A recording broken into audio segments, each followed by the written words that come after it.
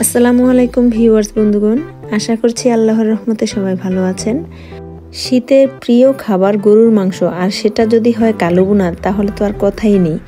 তো বন্ধুরা, আজকে আমি কালো ভুনা রেসিপি আপনাদের সাথে শেয়ার করছি, আশা করছি আপনাদের ভালো লাগবে। কালো ভুনা রেসিপির জন্য আমি 2 কেজি গরুর মাংস পরিষ্কার করে ধুয়ে নিয়েছি। দিয়ে দিচ্ছি 2 কাপ পরিমাণ পেঁয়াজ কুচি, 2 টেবিল চামচ পরিমাণ আদা রসুন বাটা এবং আমার হাতে বানানো কালো ভুনা মশলা। আমার হাতে বানানো মাংসের মশলার সাথে পরিমাণ মতো মরিচের গুঁড়া, সামান্য জিরার গুঁড়া ও ধনিয়ার গুঁড়া মিশিয়ে নিয়েছি। এটাই কালো ভুনা রেসিপির জন্য পারফেক্ট মশলা হয়ে যাবে। আরও দিয়ে দিলাম পরিমাণ মতো হলুদের গুঁড়া, লবণ এবং 2 টেবিল চামচের মতো ঝাল টমেটো সস, 2 টেবিল চামচ সয়া সস এবং 1 কাপ পরিমাণ সরিষার তেল। আর এই কালো ভুনা রেসিপির জন্য অবশ্যই সরিষার তেলটা ইউজ করতে হবে, তাহলেই পারফেক্ট কালো ভুনার লুক এবং স্বাদটা পাওয়া যাবে। এখন মাংসটা ভালো করে মাখিয়ে নিচ্ছি।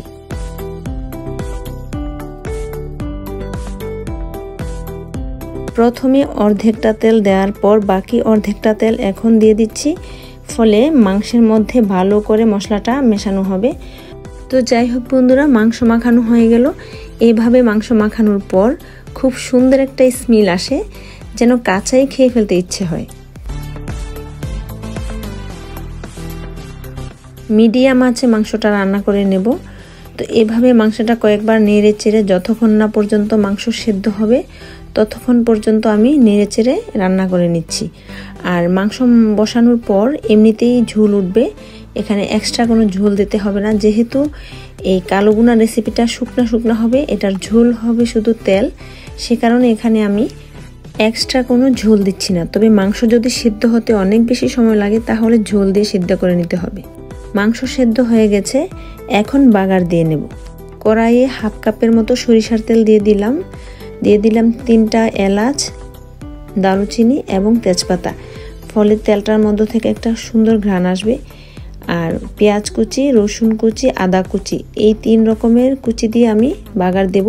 কালো ভুনা রেসিপির মূল বিশেষত্ব হচ্ছে পেঁয়াজ, রসুন এবং আদা কুচি দিয়ে বাগার দেওয়া। কালো ভুনা রেসিপি যত কালো করতে চাইবেন সেক্ষেত্রে তত বেশি এই পেঁয়াজ রসুন কুচিগুলোকে কালো করে নিতে হবে। তো আমি বেশি একটা কালো করতে চাই না, সেজন্য হালকা ভেজে নিয়েছি, কালো করিনি, তারপরও কালো হয়েছে।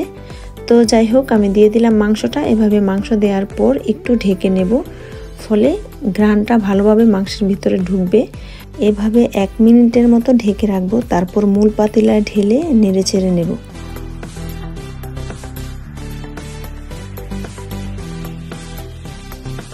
ফ্ল্যাশ দিয়ে ভিডিও করার কারণে কালো ভুনা রেসিপিটা কালোটা কম মনে হচ্ছে, আসলে মোটামুটি কালো হয়েছে। তারপরও যদি আরও বেশি কালো করতে চান তাহলে বাগারের পেঁয়াজ রসুনটা আর একটু কালো করে ভেজে নিতে হবে।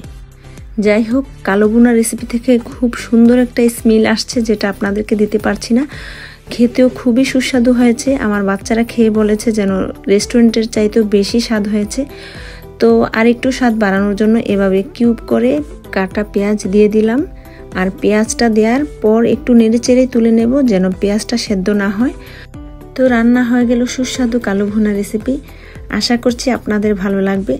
যদি এই ভিডিও দ্বারা আপনাদের সামান্য পরিমাণ উপকার হয়, প্লিজ সবাই আমার চ্যানেলটা সাবস্ক্রাইব করে রাখবেন। আর ফেসবুক পেজ থেকে দেখলে আমার পেজে একটা ফলো দিয়ে পাশে থাকবেন। তো এই ছিল আমার আজকের আয়োজন। আল্লাহ সবাইকে ভালো রাখুক। আল্লাহ হাফেজ।